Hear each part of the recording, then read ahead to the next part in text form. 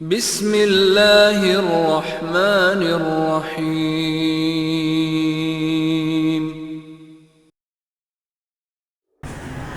Dear students, Assalamu alaikum. This is Professor Muhammad Atif in front of you. Welcome back to online lectures. First year students के लिए ये lecture है और previous lecture में हम लोग पढ़ रहे थे chapter number 9 first year with the name of solutions. तो सॉल्यूशंस में हम उसकी कंसंट्रेशन कैसे फाइंड आउट करेंगे इसके बारे में हमने पढ़ा और वेपर प्रेशर के बारे में बात की और वेपर प्रेशर के अकॉर्डिंगली हमने दो जो है लॉज पढ़े, राउट्स लॉ के दो कंपोनेंट्स। उसके बाद हम आज स्टार्ट करने जा रहे हैं कोलिगेटिव प्रॉपर्टीज़। कोलिगेटिव प्रॉपर्टीज़ पढ़ने से पहले थोड़ा सा हम जानेंगे कुछ इम्पॉर्टेंट टर्म्स जो कि प्रॉपर्टीज़ ऑफ सॉल्यूशंस को अंडरस्टैंड करने के लिए ज़रूरी होती है। तो उसमें स्टार्ट करता हूँ फ्रैक्शनल डिस्टिलेशन। फ्रैक्शनल डिस्टिलेशन की अगर मैं बात करूँ तो it is one of the important term. देखिए, डेफिनेशन की तरफ जाने से पहले मैं इसे एक्सप्लेन कर देता हूँ ताकि जो भी डेफिनेशन जो यहाँ पर लिखी गई है आप उसे अंडरस्टैंड कर सकें। सपोज एक बीकर में आपके पास मौजूद हैं different substances like water, liquid है, ट्रांसपेरेंट है। Number 2 ethanol C2H5 and OH। Number 3 C2H5 oxygen C2H5। ये हमारे पास डिफरेंट टाइप ऑफ लिक्विड्स हैं। इन तीनों चीज़ों का मिसिबल मिक्सचर बना हुआ है। सारी चीज़ें आपस में कंप्लीटली मिसिबल हैं, अच्छी तरह डिसॉल्व हो चुकी हैं।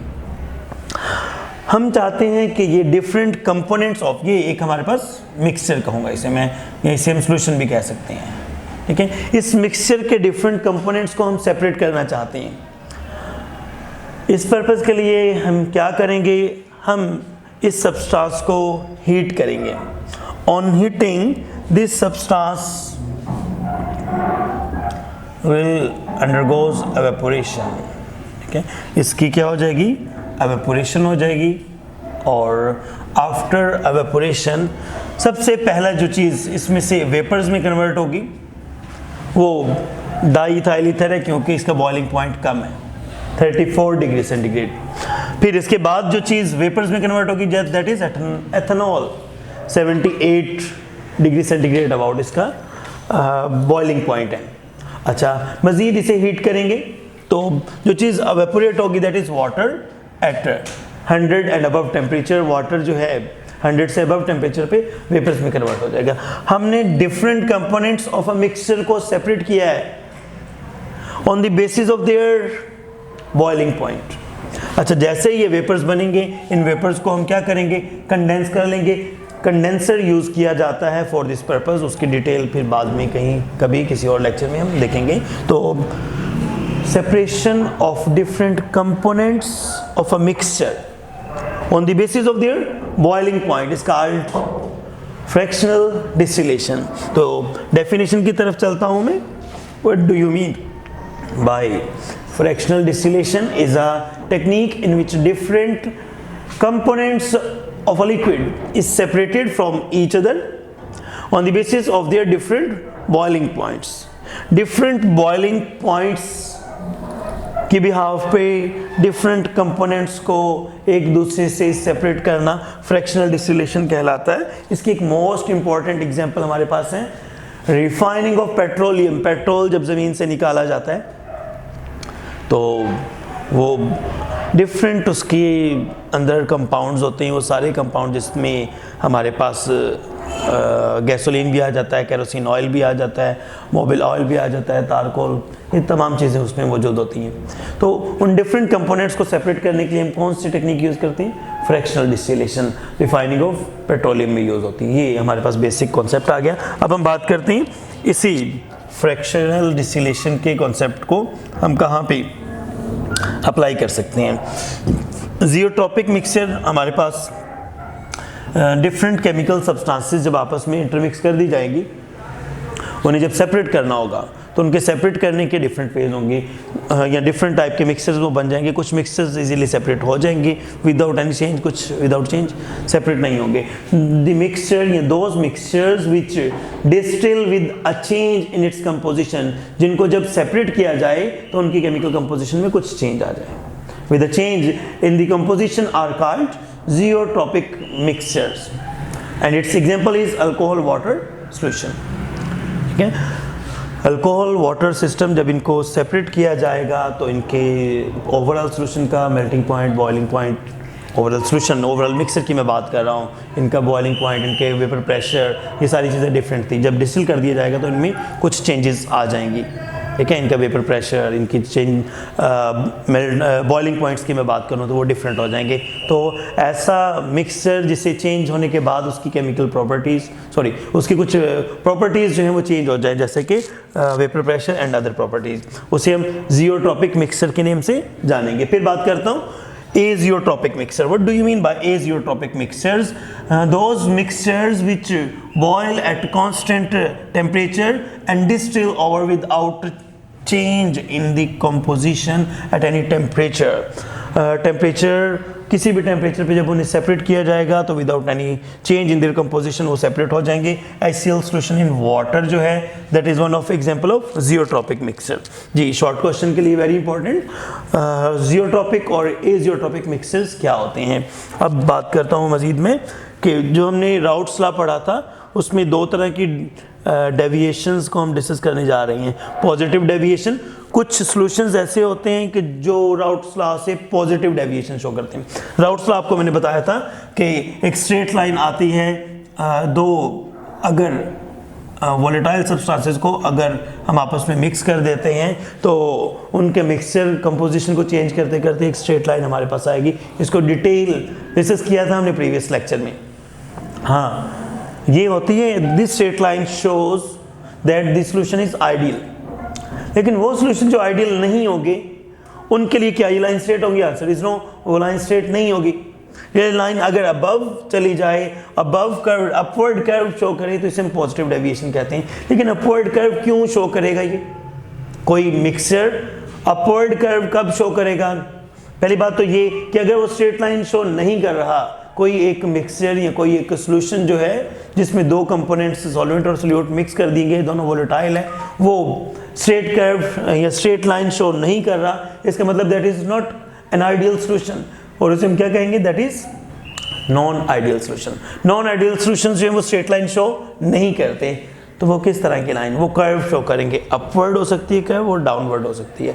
अपवर्ड कर्व का मतलब है that solution or that mixture giving positive deviation from Raoult's law। अब positive deviation क्या है? Vapor pressure of some solutions is greater than the vapor pressure of their pure components। Pure components का जो भी vapor pressure होता है, suppose ये pure component का vapor pressure है और ये pure component का vapor pressure है।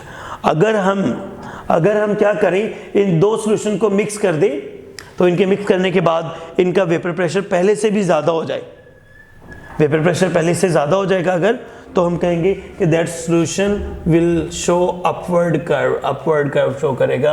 अपवर्ड कर्व शो करने का मतलब कि उसमें इंटरमोलिकुलर फोर्सेस जो हैं वो पहले से जो है डिक्रीज हो गई हैं। इंटरमोलिकुलर फोर्सेस डिक्रीज होने का मतलब that molecules can easily escape from the surface.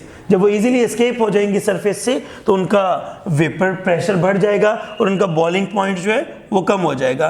This deviation is called positive deviation. जब दो कंपोनेंट्स ऑफ अ सॉल्यूशन को मिक्स करें, मिक्स करने के बाद उनकी इंटरमोलिकुलर फोर्सेस, पहली बात यहाँ पे बताई गई, जब इंटरमोलिकुलर फोर्सेस जो हैं कम हो जाएंगी। नंबर 2 बात करने जा रहा हूँ कि वेपर प्रेशर जो है उनका क्या हो जाएगा?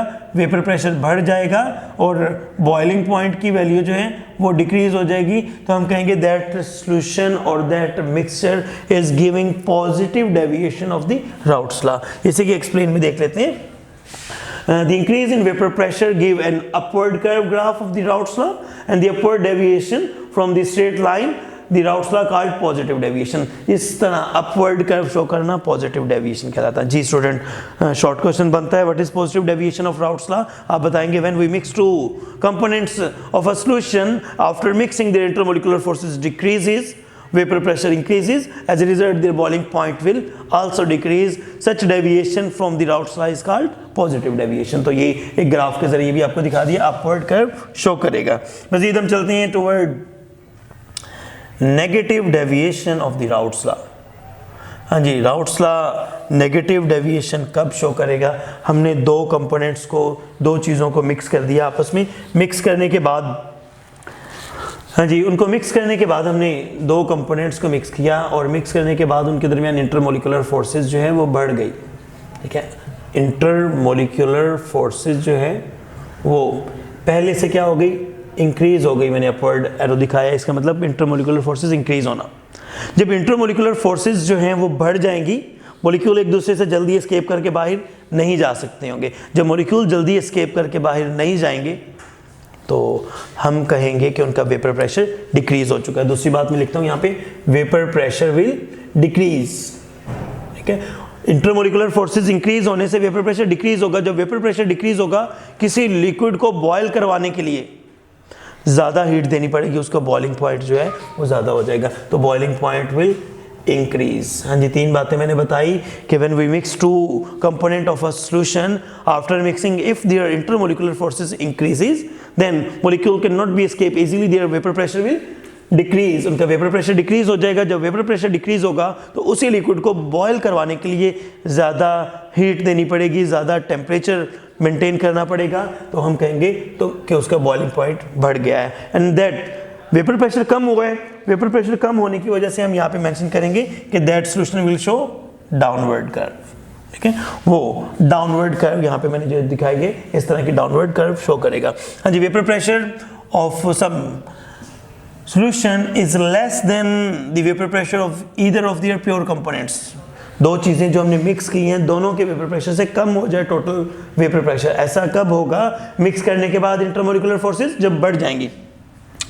And increase in intermolecular forces, मैंने वहाँ पे बता दिया, इंटरमोलिकुलर फोर्सेस बढ़ जाएंगी, बॉइलिंग पॉइंट की वैल्यू जो है वो इंक्रीज हो जाएगी. This deviation is called negative deviation of the routes law and it show downward curve. Straight line जो थी उससे डाउन एक कर्व हमारे पास ऑब्टेन होगी. इस downward curve from routes law को हम negative deviation of routes law के नाम से जानेंगे. जी, अब very important topic from this chapter, colligative properties को मैं स्टार्ट करने जा रहा हूँ. हाँ जी, सवाल है व्हाट आर कोलिगेटिव प्रॉपर्टीज़. ये मेन टॉपिक है. ये चैप्टर का बाकी हिस्सा जो है वो मेजरली इसी के ऊपर कंसिस्टेड है. कोलिगेटिव प्रॉपर्टीज़ क्या होती हैं, कोलिगेटिव प्रॉपर्टीज़ जो है ऑबे करने के लिए कौन कौन सी कंडीशंस नीडेड हैं, इसके एग्जांपल्स क्या क्या हैं, कैसे मेजर की जाती हैं, ये तमाम कॉन्सेप्ट और टॉपिक हम इस चैप्टर के बाकी लेक्चर्स में देखेंगे. हाँ जी, colligative properties, the properties, colligative properties are the properties of the solution that depends upon number of solute and solvent molecules. ऐसी प्रॉपर्टीज जो सोल्यूट और सॉल्वेंट के पार्टिकल्स या फिर मॉलिक्यूल्स के ऊपर डिपेंड करें, या फिर उसमें जो मौजूद आयंस हैं उसके ऊपर, मैंने इसे जनरल टर्म यूज करता हूं, नंबर ऑफ पार्टिकल्स पे डिपेंड करती हैं जो properties, that are called colligative properties. Example देखते हैं इसकी. एक एग्जांपल है हमारे पास lowering of the vapour pressure, दूसरी एग्जांपल है एलिवेशन ऑफ बॉइलिंग पॉइंट, और तीसरी एग्जांपल हमारे पास है depression of freezing point. These are three properties which can be labeled as colligative properties. These properties does not depend upon the nature of the solute but number of solute particles. कितने solute के particles add किए गए हैं, total number of particles of solute and solvent depend कर दिए हैं. These properties are called colligative properties. जी, तीन नाम बताएं: lowering of vapor pressure, elevation of boiling point and depression of freezing point. फिर सवाल है कि ये जो कोलिगेटिव प्रॉपर्टीज़ हैं इनके लिए कौन कौन सी कंडीशंस नीडेड होती हैं. शॉर्ट क्वेश्चन में भी ये बात पूछी जा सकती है कि कोलिगेटिव प्रॉपर्टीज़ जो है किन किन जो है कंडीशंस के ऊपर डिपेंड करती हैं. Number first, solute should be dilute. कोई भी सोल्यूट है उसे कम्प्लीटली डाइल्यूट होना चाहिए या इन्फिनाइटली डाइल्यूट होना चाहिए। नंबर 2 जो हमारे पास सोल्यूट होना चाहिए दैट इज़ नॉन वोलेटाइल, वो वोलेटाइल ना हो, नॉन वोलेटाइल सब्सटेंस होनी चाहिए। Number 3 solute should non electrolyte. Electrolytes क्या होते हैं? ऐसी सब्सटेंसेस जिसे हम लिक्विड में या सॉल्वेंट में मिक्स करें तो वो आयोनाइज हो जाएं, ऐसी सब्सटेंसेस इलेक्ट्रोलाइट कहलाती हैं। यहाँ पर हम कह रहे हैं कि substance must be non volatile, substance should be non volatile, substance must be non electrolyte. और तीसरी बात, solution must be infinitely dilute. हाँ जी, डाइल्यूट सॉल्यूशन नॉन वोलेटाइल होनी चाहिए और नॉन इलेक्ट्रोलाइट हमारे पास जो है वो कोई मिक्सचर या फिर सॉल्यूशन होना चाहिए। अगर कोई भी एक सॉल्यूशन ये तीनों प्रॉपर्टीज़ को ओबे करता है तो वो कोलिगेटिव प्रॉपर्टीज़ शो करेगा। अच्छा, क्या होगा अगर इलेक्ट्रोलाइट सोल्यूट अगर हम यूज़ करेंगे तो क्या कोलिगेटिव प्रॉपर्टीज़ को ओबे करेगा वो सॉल्यूशन जिसमें हम इलेक्ट्रोलाइट यूज़ करेंगे? Answer is no. If electrolyte is volatile that will ionise and change the number of particles। हमने suppose 1 mole NaCl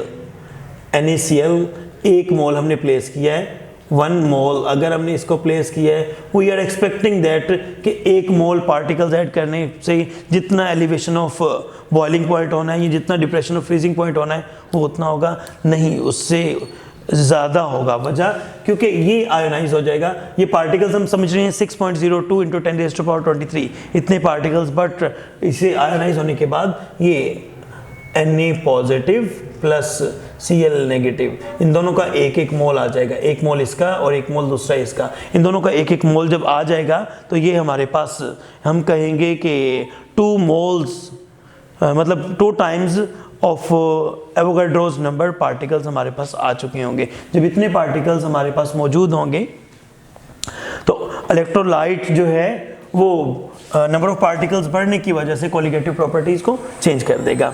colligative properties पहले से ज़्यादा जो है वो शो होंगी, जो एलिवेशन ऑफ बॉइलिंग पॉइंट होनी है पहले से ज़्यादा होगी। क्यों? पार्टिकल्स डबल हो गए। नंबर 2, फ्रीजिंग पॉइंट की डिप्रेशन जो होनी है वो जितनी रिक्वायर्ड है उससे डबल होगी। क्यों? हम समझ रहे थे 1 मोल हमने डिसॉल्व किया लेकिन उसमें नंबर ऑफ पार्टिकल्स क्या है? डबल हो चुके हैं। तो नंबर ऑफ पार्टिकल्स इसमें बढ़ जाते हैं जिसकी वजह से हम इलेक्ट्रोलाइट सॉल्यूशन या अगर इलेक्ट्रोलाइट को हम एज ए सोल्यूट यूज करते हैं तो हम कहते हैं कि वो कोलिगेटिव प्रॉपर्टीज को ओबे नहीं करती। Number 2, if solution is concentrated, अगर हम कंसंट्रेटेड सॉल्यूशन यूज करते हैं तो उसमें जो सोल्यूट के पार्टिकल्स हैं वो इंडिपेंडेंट नहीं होते। ठीक है, सोल्यूट के पार्टिकल जब इंडिपेंडेंट नहीं होंगे तो वो सेम उस तरह की elevation of boiling point, depression of freezing point नहीं करेंगे जैसा हम एक्सपेक्ट कर रहे हैं। आप इसको बिल्कुल इस तरह से अंडरस्टैंड कर सकते हैं कि आप लोगों ने घर में लस्सी ज़रूर बनाई होगी कभी ना कभी, या पी ज़रूर होगी, अगर बनाई नहीं है तो ये बॉयज़ के लिए मैं कह रहा हूँ कि आपने पी होगी। वो लस्सी बनाने के लिए जब आप दही को पानी में डालते हैं, अगर पानी कम होगा तो वो दही के जो पार्टिकल्स हैं आपस में एक दूसरे के साथ कनेक्टेड रहेंगे। जब वो कनेक्टेड रहेंगे तो वो इंडिपेंडेंटली फील नहीं करेंगे, इंडिपेंडेंटली उसमें मूव नहीं करेंगे। लेकिन अगर उसमें बहुत सारा पानी डाल देंगे तो पार्टिकल्स एक दूसरे से दूर दूर हो जाएंगे। जब पार्टिकल्स एक दूसरे से दूर दूर हो जाएंगे तो वो इंडिपेंडेंट फील करेंगे, और वो जब इंडिपेंडेंट फील करेंगे तो उस वक्त वो वाटर के साथ जो इंटरेक्शन करेंगे वैसी इंटरेक्शन तब नहीं हो सकती जब वो कंसंट्रेटेड फॉर्म में होगा। सेम ऐसा ही हम यहाँ पे कह रहे हैं कि अगर हम कंसंट्रेटेड सॉल्यूशन यूज करते हैं, कंसंट्रेटेड सॉल्यूशन में पार्टिकल इंडिपेंडेंट मूव नहीं कर सकते होंगे, और colligative properties are obeyed only when solute is non electrolyte, non volatile and it is infinitely dilute. Solution जो है इन्फिनाइटली डाइल्यूट होगा, नॉन इलेक्ट्रोलाइट उसमें सोल्यूट यूज किया गया होगा और नॉन वोलेटाइल उसमें सोल्यूट यूज किया होगा। Only then that solution will obey the colligative properties। अब colligative properties में पहली जो प्रॉपर्टी हमारे पास है lowering of the vapor pressure, vapour pressure low हो जाता है। ये एक कंटेनर में मैंने आपको जो है लिक्विड वाटर दिखाया हुआ है, इसमें पार्टिकल्स जो हैं वो रैंडमली मूव कर रहे हैं। इसको मज़ीद मैं जूम करके दिखा देता हूँ। यहाँ पर पार्टिकल्स जो हैं वो रैंडमली मूव कर रहे हैं और यहाँ पे वेपर प्रेशर जो है वो ज़्यादा है। अगर हम इसी अगर हम इसी लिक्विड के अंदर कोई सोल्यूट ऐड कर देते हैं, सपोज पानी है, पानी में हम सुक्रोज चीनी जो है वो ऐड कर दें अगर, देन व्हाट विल हैपन, जो शुगर मॉलिक्यूल्स हैं वो वाटर मॉलिक्यूल्स के साथ स्ट्रॉन्गर इंटरमोलिकुलर फोर्सेस बनाएंगे। स्ट्रॉन्गर इंटरमोलिकुलर फोर्सेस बनाने की वजह से वाटर मॉलिक्यूल्स जितना वेपर प्रेशर पहले रखते थे उसका वेपर प्रेशर पहले से कम हो जाएगा। ठीक है, तो आप देख सकते हैं इसमें मॉलिक्यूल्स जो हैं वो रैंडमली मूव कर रहे हैं यहाँ पे। लेकिन अगर हम यहाँ पर कोई सोल्यूट इसमें ऐड कर देते हैं, अब इन मॉलिक्यूल्स की मोबिलिटी कम हो चुकी है। सपोज वाटर मॉलिक्यूल ही था, हमने इसमें जस्ट क्या चीज़ ऐड की, वाटर आफ्टर एडिंग शुगर। ठीक है, इट्स वेपर प्रेशर। ठीक है, इसके वेपर प्रेशर जो है वो क्या हो चुका है, कम हो चुका है। वेपर प्रेशर क्यों कम हुआ है, वेपर प्रेशर इस वजह से कम हुआ है कि हमने इसमें एक अदद non volatile non electrolyte solute add कर दिया। सोल्यूट ने क्या किया, इंटरमोलिकुलर फोर्सेस को बढ़ा दिया। इंटरमोलिकुलर फोर्सेस बढ़ने की वजह से जो हमारे पास सॉल्वेंट के पार्टिकल्स थे वो फ्रीली मूव नहीं कर सकते। अब जब वो फ्रीली मूव नहीं कर सकते उसका वेपर प्रेशर कम हो जाएगा। यही बात यहाँ पर एक्सप्लेन कर दी गई है lowering of the vapour pressure में। One of the colligative property is lowering of vapour pressure.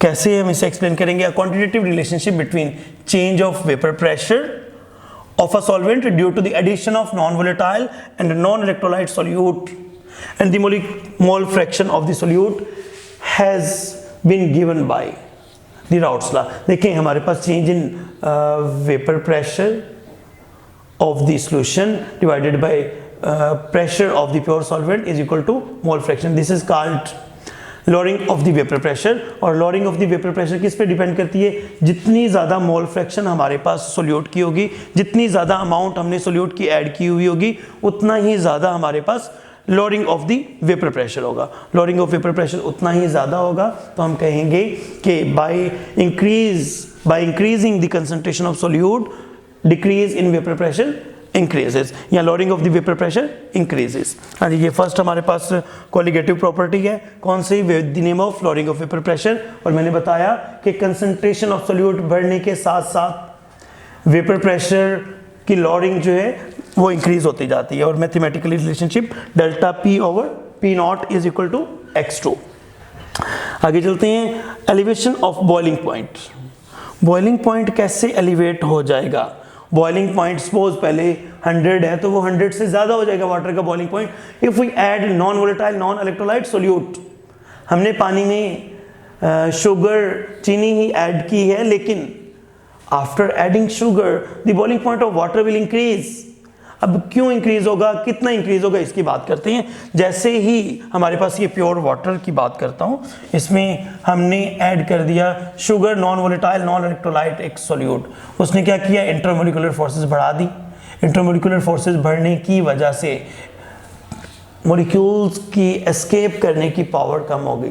Molecules में जब इंटरमोलिकुलर फोर्सेस बढ़ गई तो वो जल्दी एस्केप नहीं हो सकते होंगे। जल्दी एस्केप नहीं होंगे सरफेस से, तो हम कहेंगे कि उसका वेपर प्रेशर कम हो गया। वेपर प्रेशर कम हो गया है, जब तक वेपर प्रेशर एक्सटर्नल प्रेशर के बराबर नहीं आएगा बॉइलिंग पॉइंट अचीव नहीं होगा। वेपर प्रेशर को एक्सटर्नल प्रेशर के बराबर लेके आने के लिए ज़्यादा हीट देनी पड़ेगी, ज़्यादा टेम्परेचर की वैल्यू प्रोवाइड करनी पड़ेगी, जिसकी वजह से हम कहेंगे कि boiling point have been increased by adding a solute. कैसा solute, non volatile non electrolyte. Increase in boiling point of a solution when non volatile solute is added to it is called elevation of boiling point, and higher concentration of solute greater will be the lowering of the vapor pressure and higher will be the boiling point। जितनी ज़्यादा amount होगी solute की, elevation of boiling point भी उतना ही ज़्यादा होगा। और एलिवेशन ऑफ बॉइलिंग पॉइंट भी उतना ही ज़्यादा होगा और लॉरिंग ऑफ वेपर प्रेशर उतनी कम होगी। इसे हम डेल्टा टी बी मतलब change in the boiling point, elevation of boiling point that is directly proportional to molality of the solution। molality of the solution में जितने ज़्यादा number of moles of solute add किए गए होंगे उतना ज़्यादा boiling point में increase आएगा। और इसे हम मज़ीद जो है mathematically relationship में देते हैं, delta T B is equal to K B into M. यहाँ पे K B is ebullioscopic constant. Molar boiling point constant कहते हैं, इसकी डिटेल आगे बताता हूँ मैं नीचे, कॉन्सेप्ट इसका गिवन है। हाँ जी, आगे बात करते हैं। Boiling point of the liquid increases, boiling point of the liquid increases when soluted is added to it. क्यों इंक्रीज होता है बॉइलिंग पॉइंट किसी लिक्विड का सोल्यूट ऐड करने से? तो हम बताएंगे कि solvent is dissolve in when solute is dissolve in a solvent, यहाँ पे when solute is dissolve in the solvent, vapour pressure of the solvent will decrease, vapour pressure decrease हो जाएगा इंटरमोलिकुलर फोर्सेस इंक्रीज होने की वजह से। So high temperature is required to reach the vapour pressure, vapour pressure achieve करने के लिए high temperature चाहिए होगा, high pressure up to the atmospheric pressure and hence boiling point will increase. इस बात को डिटेल मैं स्टार्ट में ही एक्सप्लेन कर चुका हूँ कि अगर हम सोल्यूट ऐड करेंगे, सोल्यूट के ऐड करने से इंटरमोलिकुलर फोर्सेस बढ़ेंगी, वेपर प्रेशर डिक्रीज होगा, वेपर प्रेशर को एक्सटर्नल प्रेशर के बराबर लेके जाने के लिए हमें ज़्यादा हीट देनी पड़ेगी, ज़्यादा टेम्परेचर की वैल्यू देना पड़ेगी, तब जाके बॉइलिंग पॉइंट अचीव होगा। हाँ जी, लास्ट पॉइंट हमारे पास that is freezing point depression, depression of the freezing point को क्या रिलेशन है? ये भी हमारे पास एक कोलिगेटिव प्रॉपर्टी है कि when non volatile non electrolyte solute is added in a solvent, the vapour pressure of the solvent will lowered than that of pure solvent. जब वेपर प्रेशर कम हो जाएगा तो automatically that liquid can be freezes at lower temperature. ठीक है, what is freezing point depression? By adding a solute, by adding non volatile non electrolyte solute, intermolecular forces will increase, intermolecular forces increase होने से vapour pressure of the substance decrease हो जाएगा, vapour pressure कम हो जाएगा तो that substance can be freeze at lower temperature, तो हम कहेंगे कि उसका फ्रीजिंग पॉइंट जो है वो पहले से कम हो गया। इसे हम फ्रीजिंग पॉइंट डिप्रेशन या डिप्रेशन ऑफ फ्रीजिंग पॉइंट दोनों नामों से या दोनों तरह से लिख सकते हैं, कह सकते हैं। Delta H F depression of freezing point is directly proportional to molality, molality मतलब जितनी अमाउंट ऑफ सोल्यूट ऐड की गई होगी उतना ही ज़्यादा फ्रीजिंग पॉइंट में डिप्रेशन आएगा। And delta H F change in freezing point, depression of freezing point is equal to K F into molality. ठीक है, के एफ क्या है? Cryoscopic constant. इन दोनों कांस्टेंट, ये दोनों मैंने टर्म्स यूज की हैं यहाँ पे, abuloscopic constant and cryoscopic constant. Abuloscopic constant elevation in the boiling point when 1 mole of solute is dissolved in 1000 gram of solvent. 1000 gram of solvent मतलब 1 kg सॉल्वेंट है, उसमें 1 मोल ऑफ सोल्यूट जब dissolve किया गया है तो उस वक्त एलिवेशन ऑफ बॉइलिंग पॉइंट कितनी हुई है? This is called molar boiling point, molar boiling point constant, इसे KB से डिनोट करते हैं and it's value for water is 0.52। मतलब ये कि अगर हमारे पास